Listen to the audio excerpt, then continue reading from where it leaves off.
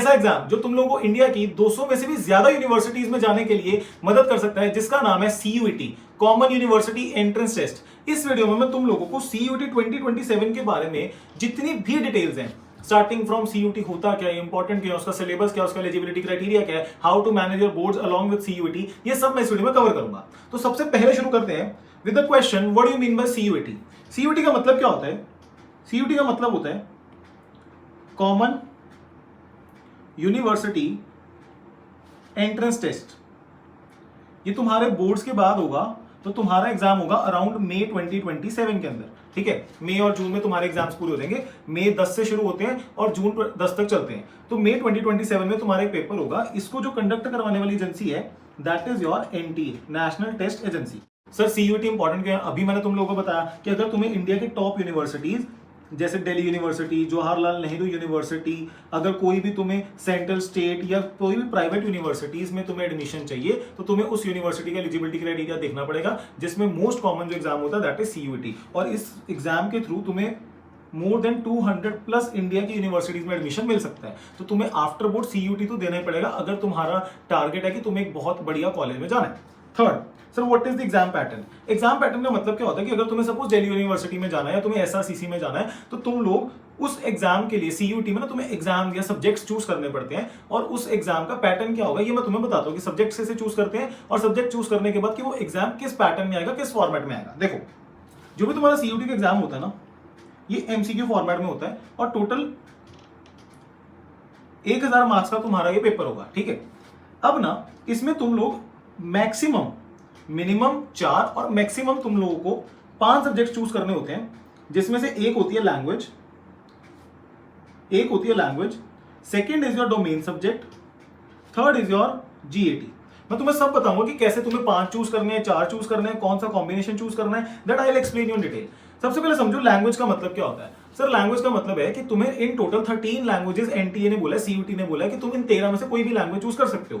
तुम्हें सबसे पहले यूनिवर्सिटी सिलेक्ट करनी है। सपोज मेरे को दिल्ली यूनिवर्सिटी में जाना है, दिल्ली यूनिवर्सिटी में मुझे कौन सा कोर्स करना है, सपोज मुझे BCom ऑनर्स करनी है, तो उसके लिए मुझे देखना पड़ेगा कि इन 5 में से कौन से सब्जेक्ट्स के एलिजिबिलिटी क्राइटेरिया है।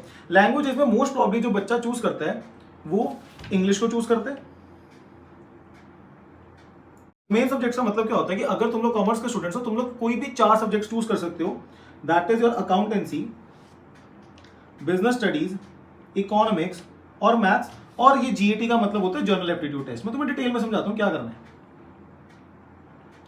जर्नल एप्टीट्यूड टेस्ट तो तुम्हारा 1000 मार्क्स का पेपर होगा, ठीक है, जिसमें तुम्हें 4 सब्जेक्ट्स का 50 क्वेश्चन आएंगे इन द MCQ फॉर्मेट, और एक क्वेश्चन 5 मार्क्स का होगा। तो एक जो तुम्हारा सब्जेक्ट हो 250 मार्क्स, 4 से मल्टीप्लाई करो तो 1000 मार्क्स।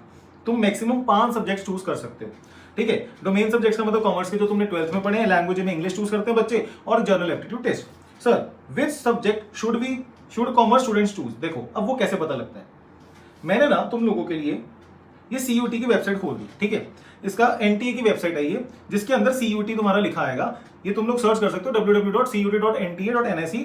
अब तुम लोग यहां पर देखो, ऊपर जाओ सबसे पहले यूनिवर्सिटीज में, ठीक है। यूनिवर्सिटीज में जाओ और तुम लोग यहां पर सपोज तुम्हें दिल्ली यूनिवर्सिटी में जाना है, तो मैंने लिखा यूनिवर्सिटी ऑफ दिल्ली। यहाँ पे यूनिवर्सिटी ऑफ दिल्ली आ गया। यूनिवर्सिटी ऑफ दिल्ली में तुम्हें जोन से भी कॉलेज में जाना तुम लोग देख सकते हो। सपोज तुम्हें यूनिवर्सिटी ऑफ दिल्ली में 10 कॉलेजेस हैं, वो जब तुम्हारे मार्क्स आएंगे ना, तो तुम्हें मार्क्स के बेसिस पे कॉलेजेस अलॉट होंगे, वो प्रेफरेंस लिस्ट भरनी पड़ेगी, वो भी ऑल टुगेदर एक डिफरेंट चीज है। बट पहले समझो कि सब्जेक्ट्स कैसे चूज करते हैं। मुझे दिल्ली यूनिवर्सिटी में सपोज कोर्स करना है, ओके, लेट्स से मुझे जो कोर्स करना है वो मेरे को करना है BA ऑनर्स इकोनॉमिक्स में, ठीक है। उसने बोला देखो कॉम्बिनेशन क्या लेना है, any one language from list A। Sir list A क्या होती है? देखो तुम लोग सबसे टॉप पे जाओगे ना जब इस PDF के, तो तुम्हें लिस्ट A सबसे टॉप पे पढ़ो। लिस्ट A में लैंग्वेजेस लिखी हैं, आसामी, बंगाली, इंग्लिश, गुजराती। तो मोस्ट प्रॉब्ली बच्चे इंग्लिश लेते हैं। अगर तुम्हारी कोई स्टेट की लैंग्वेज, रीजनल लैंग्वेज है, तुम वो चूज कर सकते हो। और ये लिस्ट B में तुम्हें सब्जेक्ट्स गिवन है, तुम लिस्ट B में से कोई भी उठा सकते हो। जैसे यहाँ पे बिजनेस स्टडीज है, अकाउंटेंसी है, मैथ्स है और इकोनॉमिक्स है। तो अगर तुम्हें BA ऑनर्स करनी है इकोनॉमिक्स के अंदर, तो देखो उसने लिखा candidate 1 any one language from list A। मैं इंग्लिश चूज करता हूं। तुम्हें मैथ्स या अप्लाइड मैथ्स लेना है, ठीक है, मतलब डोमेन सब्जेक्ट्स में से तुम्हें मैथ्स लेना पड़ेगा, और एनी अदर 2 सब्जेक्ट्स अकाउंटेंसी और BST ले सकते हो। मतलब अगर तुम्हें SRCC या दिल्ली यूनिवर्सिटी के कोई भी कॉलेज से इकोनॉमिक ऑनर्स करनी है, तो तुम लोगों को ये कॉम्बिनेशन बनाना पड़ेगा। सपोज सर नहीं, मेरे को तो BCom करनी है, तो बीकॉम में तुम यहां पर ढूंढो कौन सी डिग्री है तुम्हारी और उसके अकॉर्डिंग तुम लोग अपने सब्जेक्ट्स को चूज कर सकते हो। लेट्स से यहां पर मेरे को बीए ऑनर्स करनी है, तो बीए ऑनर्स में उसने बोला एनी वन लैंग्वेज, कोई भी एक लैंग्वेज तुम लोग चूज करो, plus any 3 subjects from list B. ये लिस्ट बी के सारे सब्जेक्ट्स पढ़ लो, इसमें कॉमर्स के लिए 4 सब्जेक्ट्स होते हैं, अकाउंट्स, बीएसटी, इकोनॉमिक्स और मैथ्स, ठीक है। तो कहता जी कोई भी एक लैंग्वेज ले लो और कोई भी 3 सब्जेक्ट ले लो लिस्ट बी में से, मतलब तुम्हें 5 में से 4 ही चाहिए। सर इसमें जीएटी तो लिखा नहीं, जिस कोर्स में जीएटी लिखा ही नहीं तो तुम उसको मत चूज करो। बट मैं तुम्हें बताऊंगा कि तुम टॉप 5 के पांचों सब्जेक्ट्स लो, 3 डोमेन, एक लैंग्वेज और एक जीएटी, क्योंकि जब तुम ये कॉम्बिनेशन बनाते हो ना तुम्हारे almost most of the courses cover हो जाते हैं तुम्हारे यूनिवर्सिटीज के। बट अगर तुम बहुत क्लियर हो कि मेरे को दिल्ली यूनिवर्सिटी में जाना है, दिल्ली यूनिवर्सिटी में मेरे को बीए ऑनर्स या बीकॉम ऑनर्स या जो भी करना है, जो सी भी तुम्हें बैचलर्स डिग्री चाहिए, उसके अकॉर्डिंग तुम लोग अपना यहां पर चूज कर सकते हो कि तुम्हारा क्या कॉम्बिनेशन बन रहा है। तो मैंने अभी तक तुम्हें क्या समझाया, सबसे पहले तुम लोग यूनिवर्सिटी सिलेक्ट करो, उस यूनिवर्सिटी को यहां पर भरो कि क्या उसके लिए सीयूटी एप्लीकेबल है या नहीं। अगर है तो उसके अंदर जाके तुम लोग जो भी तुम्हें बैचलर्स में डिग्री करनी है वो डिग्री को देखो, उसके बाद make the selection of subjects, ठीक है। तो इस वजह से तुम लोग अपने सब्जेक्ट्स को चूज कर सकते हो। Then come the syllabus. देखो अब सिलेबस कहां से निकलेगा, अगेन सीयूटी वेबसाइट पे जाओ, मतलब एनटीए की वेबसाइट पे जाओ, वहां पर देखो सबसे टॉप पे लिखा हुआ है सिलेबस। अब सपोज करो कि मैंने सर अकाउंटेंसी चूज किया एज अ डोमेन सब्जेक्ट, यहां पर अकाउंटेंसी है, ओपन करो, ये तुम्हें पूरा सिलेबस आ गया। Accounting for partnership, reconstitution of firm, dissolution of firm, companies account. Sir मेरे को इकोनॉमिक्स चूज करना है, तो ये लो ढूंढो इकोनॉमिक्स का है, टोटल 37 सब्जेक्ट्स हैं। ये रहा मेरा इकोनॉमिक्स और बिजनेस इकोनॉमिक्स। तो सर बिजनेस इकोनॉमिक्स में तुम्हें थोड़ी माइक्रो इकोनॉमिक्स भी आएगी, तुम्हें मैक्रो इकोनॉमिक्स भी आएगी। देखो मैं तुम्हें एक सलाह दूंगा, तुम लोग एक बार वेबसाइट में विजिट करो, डिटेल में ढंग से बैठ के अपनी यूनिवर्सिटी सोचो, कोर्स सोचो, अपने सीनियर से बात करो, अगर कोई भी डाउट आता है तुम इवन कमेंट सेक्शन में भी लिख सकते हो। और उसके बाद जाके ये जितना भी तुमने जो भी सब्जेक्ट्स को चूज किया उसके सिलेबस को डाउनलोड करके प्रिंट करके रखो, ताकि तुम्हें क्लियर हो कि तुम्हारे सीयूटी में सिलेबस है क्या। तो सर सिलेबस तुम लोग एनटीए की वेबसाइट विजिट करो, जो भी तुमने सब्जेक्ट्स चूज किए वो जीएटी हो सकता है, जो भी तुम्हारे डोमेन सब्जेक्ट्स हैं वो तुम लोग खुद देखो। अगर तुम्हें सपोज बीकॉम ऑनर्स करनी है, तुम्हें पता मैथ्स नहीं चाहिए, उसके लिए अकाउंटेंसी, बीएसटी, इकोनॉमिक्स में तीनों चूज करो और इंग्लिश चूज कर लो, तो ये सिंपल है, क्योंकि अकाउंटेंसी और तुम्हारा बीएसटी का सिलेबस 12th वाला ही, इकोनॉमिक्स में माइक्रो इकोनॉमिक्स से कुछ टॉपिक्स ऐड होते हैं, ठीक है। तो तुम लोग वेबसाइट पे जाके इनका सिलेबस डाउनलोड करो, and if you are very serious about your career तो इवन इसको प्रिंट करके रखो और ध्यान से सिलेबस देखो कि जैसे जैसे मेरे बोर्ड्स का सिलेबस कवर होता जाएगा उसमें से सीयूटी का क्या कवर हो रहा है। Then how should class 12th students prepare. अब ना इसमें बहुत ज्यादा दिक्कत क्या आती है कि बच्चे क्या करते हैं कि वो सोचते हैं हम पहले बोर्ड्स दे लेंगे, उसके बाद 1-1.5 महीना जो 30-40 डेज का गैप होता है उसमें हम सीयूटी की प्रिपरेशन करेंगे। The answer is no. सबसे पहले देखो जो इंग्लिश लैंग्वेज है ना वो सबसे डिफिकल्ट टू क्रैक होती है, ठीक है। कई बच्चों के लिए इजी होगी, जैसे जो बच्चे मेट्रो सिटीज में रह रहे हैं, जो टियर 1 सिटीज में रह रहे हैं, उनके लिए माइट भी इंग्लिश लिटिल बिट इजी होगा। बट जो टियर 2 टियर 3 सिटीज के बच्चे हैं जो डीयू में जाना चाहते हैं, English will be challenging for them. तुम्हें +2 की स्टार्टिंग से ही फ्रॉम द डे 1 इटसेल्फ तुम्हें इंग्लिश को पढ़ना पड़ेगा। सर इंग्लिश को पढ़े कैसे, पहले सिलेबस डाउनलोड करो। I will highly recommend you one thing कि तुम लोग क्या करो, कोई ना कोई टीचर का कोर्स जरूर लो। अगर ऑफलाइन टीचर इसको पढ़ा रहे तो ऑफलाइन टीचर्स की क्लासेस में जरूर जाओ, क्योंकि जो इंग्लिश है ना वो एक वास्ट सब्जेक्ट है, उसमें कोई सिलेबस डिफाइंड नहीं है। वो लिख देंगे जनरल इंग्लिश, अब जनरल इंग्लिश में क्या general English, noun pronoun tenses क्या क्या आ सकता है, वो एक तुम्हें टीचर का एक्सपीरियंस जरूर चाहिए जिसने पिछले 4-5 साल से ये इंग्लिश की प्रिपरेशन करवा रहा हो। वो teacher on the basis of their experience तुम्हें बेटर गाइड करेंगे कि इंग्लिश की तैयारी कैसे करनी है। सर इकोनॉमिक्स और बीएसटी और अकाउंटेंसी, इसमें तुम लोग क्या करो, देखो सिलेबस इन दोनों का तो मोस्टली सेम है, तो तुम लोग क्या करो, अब बीएसटी एक चैप्टर पढ़ा, साथ में ही एक एमसीक्यू की बुक मंगवा लो।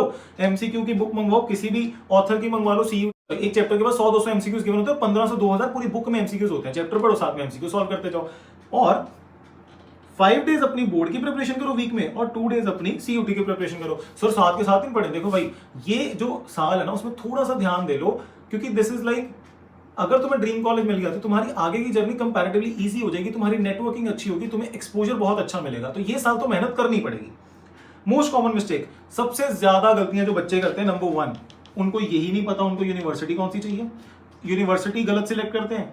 उसके बाद जो अपने कोर्स करना होता है, उन लोगों को बीए करना है, बीकॉम करना है, इको करना है, वो ही नहीं उनको पता होता। उसके बेसिस के ऊपर वो रॉन्ग सिलेक्शन ऑफ सब्जेक्ट्स कर देते हैं, रॉन्ग सब्जेक्ट सिलेक्शन। तो सबसे बड़ी मिस्टेक ये है, तो इसमें ध्यान से सोचो, अभी से सोचो कि क्या करना है, अपने सीनियर्स के साथ बात करो, ठीक है। और सब्जेक्ट्स को बहुत ढंग से चूज करना, लैंग्वेज 3 डोमेन और 1 जीएटी। तुम लोग अपनी कोर्स और यूनिवर्सिटी देखो, उसके लिए सीयूटी एप्लीकेबल है, कैसे देखना मैंने तुम्हें बता दिया। उसके बाद क्या करो, वहां पर साइड में लिखा हुआ है कि तुम्हें कौन सा कॉम्बिनेशन बनाना है, वो पढ़ो। After then what you will do is, तुम लोग उस सब्जेक्ट, पर्टिकुलर सब्जेक्ट का सिलेबस ढंग से डाउनलोड करो, ठीक है। सेकंड मिस्टेक, सर बोर्ड्स हो जाएंगे, या हमने बोर्ड्स में तो बहुत अच्छे 95+% वाले हम बच्चे हैं, तो बोर्ड्स तुम्हारे बहुत आराम से हो जाएंगे। तो अगर बोर्ड्स आराम से हो जाएंगे तो सीयूटी भी आराम से हो जाएगी, क्योंकि सिलेबस तो सेम है। भैया सिलेबस सेम है, बट जो माइंडसेट है सर वो तो डिफरेंट है।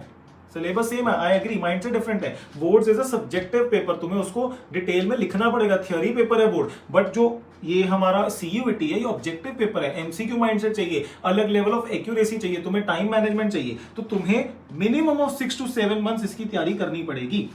थर्ड, जो बच्चे गलती करते हैं, इंग्लिश को फोकस नहीं करते। इंग्लिश, मैं तुम्हें बता रहा हूं, इंग्लिश ऐसा सब्जेक्ट है जो तुम्हारे सीयूटी के मार्क्स में बहुत ज्यादा डिफरेंस ऐड कर सकता है। तुम्हें उसका रीजन दे रहा हूं, क्योंकि CUET by nature metro cities वालों की अच्छी होगी, ठीक है। तो इंग्लिश को अपनी टॉप प्रायोरिटी पे रखना जब भी तुम सीयूटी की तैयारी करने की सोचोगे। सब्जेक्ट को ढंग से चूज करो, 12th के साथ साथ सीयूटी को पढ़ो, क्योंकि लास्ट ईयर से इस साल कॉम्पिटिशन बहुत ज्यादा हो चुका हुआ है, और Delhi university, Jawaharlal Nehru university, Christ university, ये सब लोग सीयूटी को ही प्रेफरेंस दे रहे हैं। तो तुम्हें बहुत स्टार्टिंग से पढ़ना पड़ेगा, and English should be your main subject. So I hope तुम लोगों को ये वीडियो में मैं क्या समझा रहा हूं समझ आया होगा। अगर तुम्हें कोई भी डाउट है सीयूटी 2027 के रिलेटेड, तो you can just comment down below.